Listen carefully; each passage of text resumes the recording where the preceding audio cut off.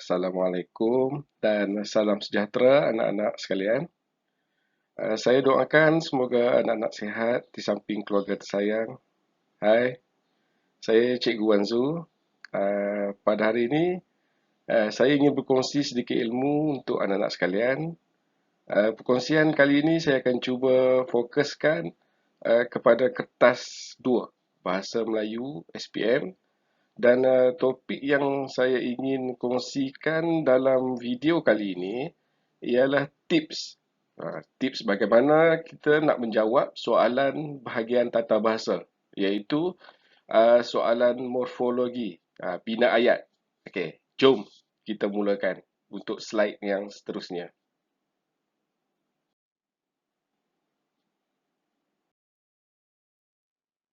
Baik, anak-anak.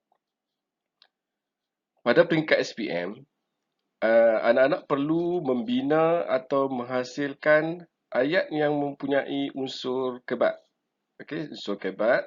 Pada peringkat ini, anak-anak tidak lagi boleh membina ayat yang pendek ataupun ayat yang mudah. Tak boleh.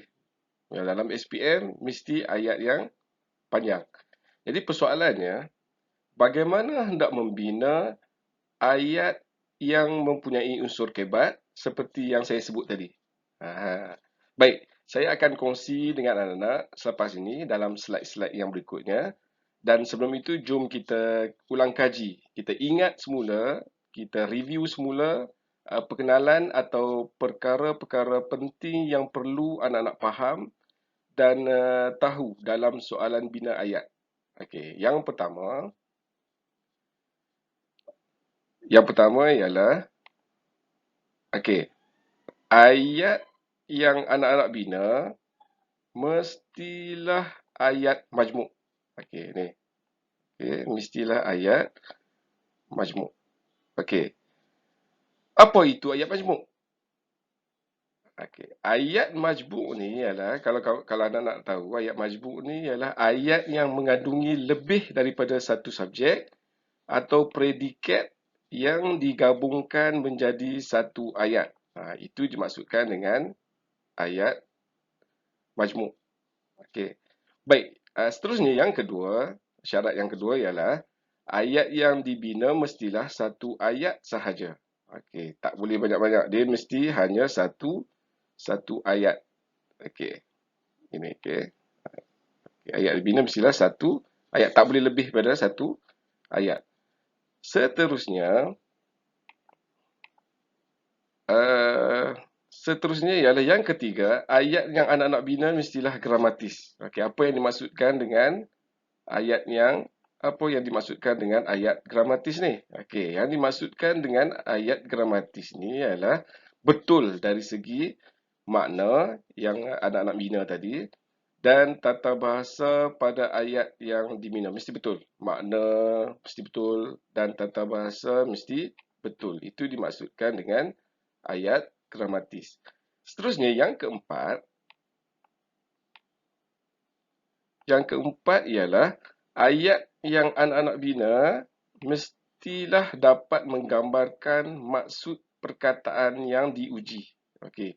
Makna jelas perkataan yang digunakan tu dan maksud perkataan yang diuji tu jelas dalam ayat tersebut. Baik, seterusnya yang kelima.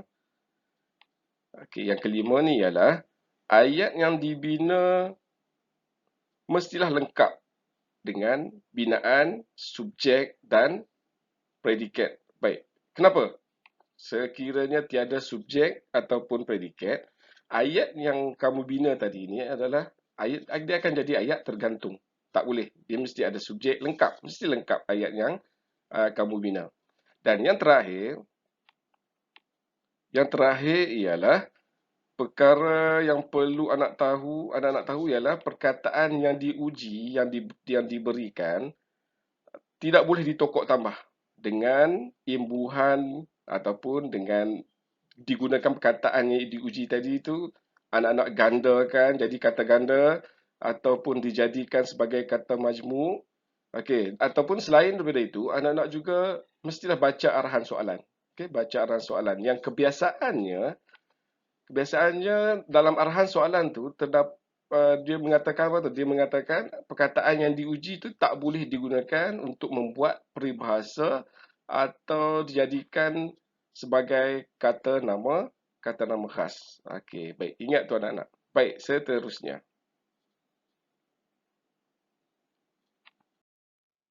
Baik, anak-anak. Untuk slide yang seterusnya ni saya akan kongsi dengan kamu teknik untuk membina ayat yang baik. Seperti awal-awal video tadi ni, awal-awal slide tadi ni, saya ada menyatakan bahawa ayat yang baik mestilah ada unsur-unsur kebat. Okey.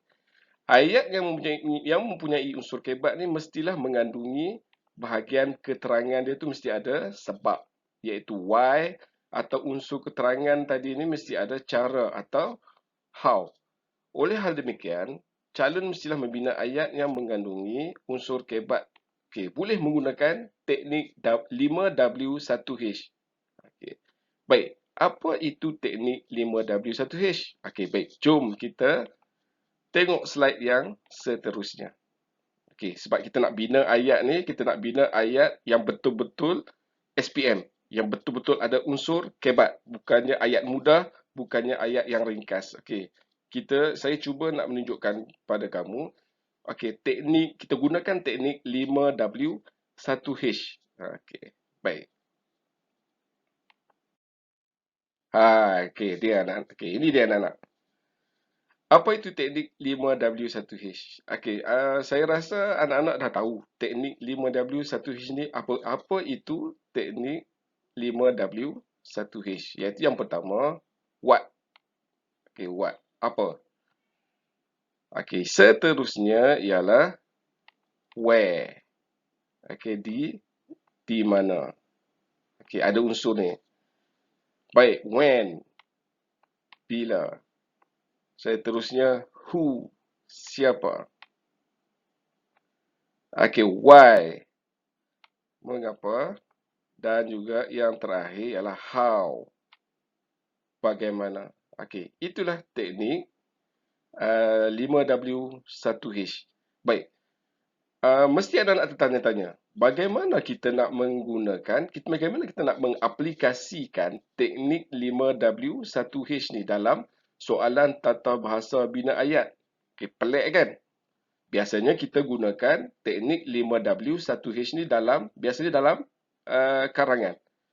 Tapi saya cuba nak menunjukkan pada anak-anak bagaimana kita nak aplikasi teknik 5W1H ni dalam soalan tata bahasa untuk membina ayat yang baik, membina ayat yang ada unsur-unsur kebat dan untuk mendapatkan markah yang baik untuk soalan bina ayat ni. Okey, jom saya tunjukkan kepada kamu bagaimana hendak mengaplikasikan teknik ini.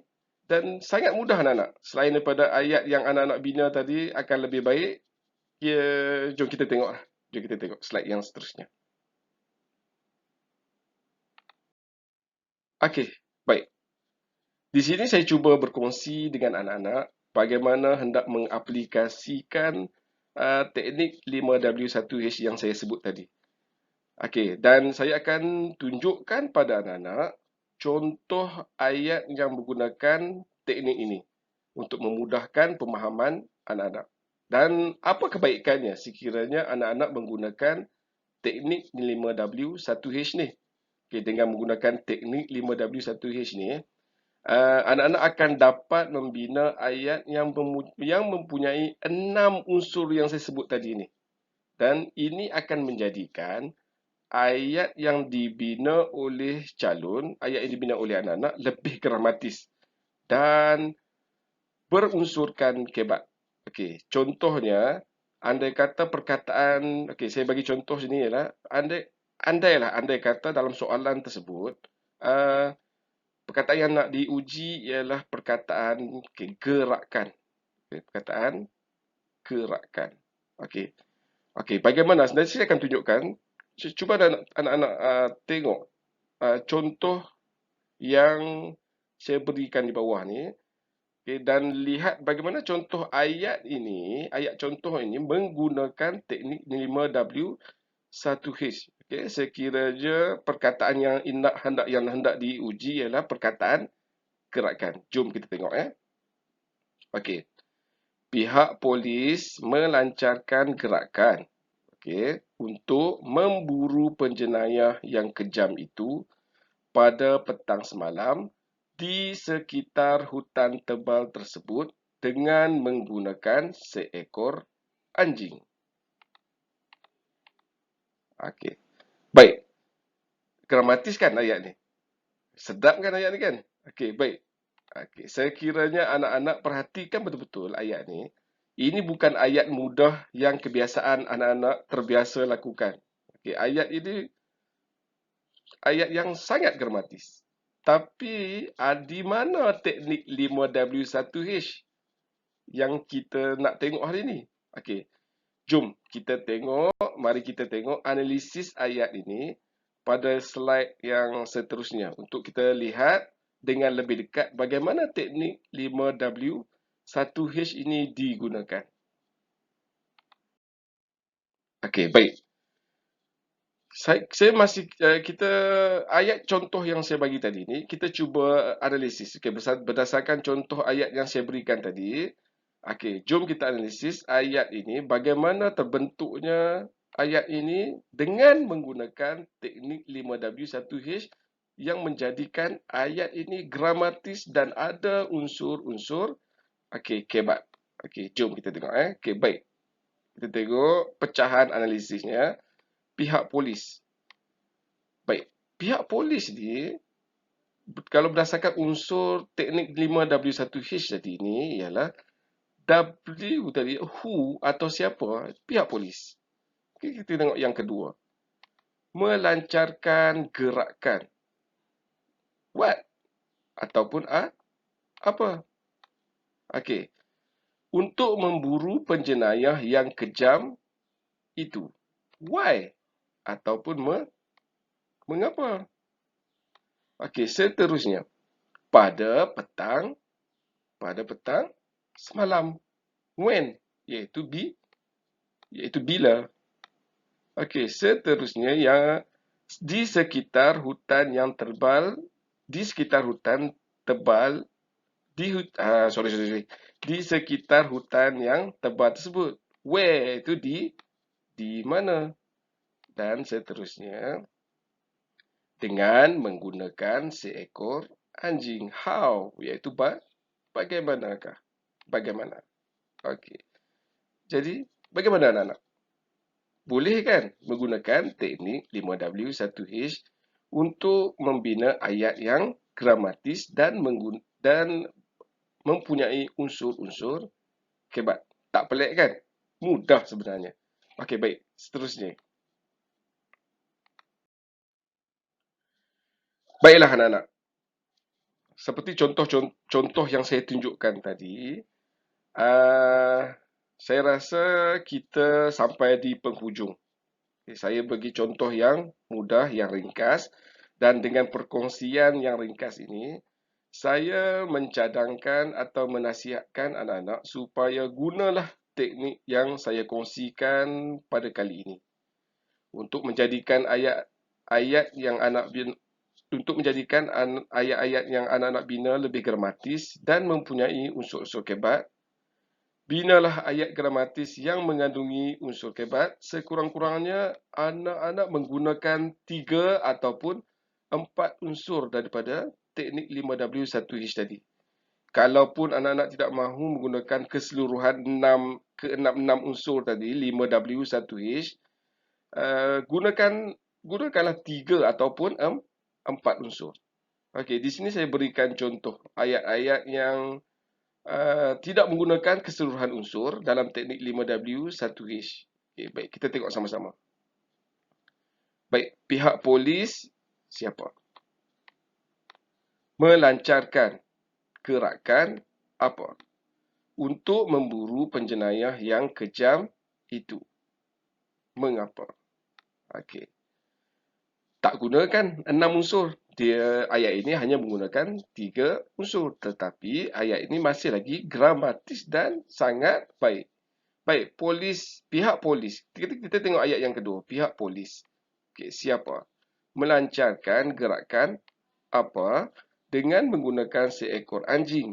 Bagaimana? Hanya menggunakan 3 unsur. Baik, ayat yang ketiga. Pihak polis, siapa? Melancarkan gerakan apa untuk memburu penjenayah yang kejam itu. Mengapa? Di sekitar hutan yang tebal tersebut. Di mana? Baik, hanya menggunakan 4 unsur dalam 5W1H. Baik, ayat yang terakhir, ayat yang keempat. Contoh, saya bagi contoh. Pihak polis, siapa? Melancarkan gerakan apa pada petang semalam bila dengan menggunakan seekor anjing. Bagaimana? Baik, ayat yang terakhir, contoh ayat yang terakhir ini juga hanya menggunakan 4 unsur dalam teknik 5W1H. Tetapi ayat ini masih lagi gramatis dan sangat baik. Baik, tidak perlu menggunakan ke-6 unsur dalam 5W1H. Anak-anak boleh gunakan hanya 3 unsur ataupun 4 unsur seperti contoh-contoh ayat yang saya berikan ini. Baiklah anak-anak, setakat ini saja perkongsian ilmu saya pada hari ini. Walaupun ringkas, tetapi semoga perkongsian sedikit ilmu memberikan manfaat kepada anak-anak. Okey, baik anak-anak, jaga diri, jaga kesihatan. Baik, sebelum saya lupa, latihan saya akan berikan selepas ini ya. Anak-anak boleh rujuk latihan yang akan saya berikan di dalam grup WhatsApp batch kamu dan juga dalam Google Classroom kelas masing-masing. Yang baik itu datang dari Allah dan yang lemah itu datang daripada diri saya sendiri. Dan sehingga kita berjumpa lagi untuk video yang seterusnya. Sekian. Wassalamualaikum warahmatullahi taala wabarakatuh. Terima kasih. Okay, bye-bye.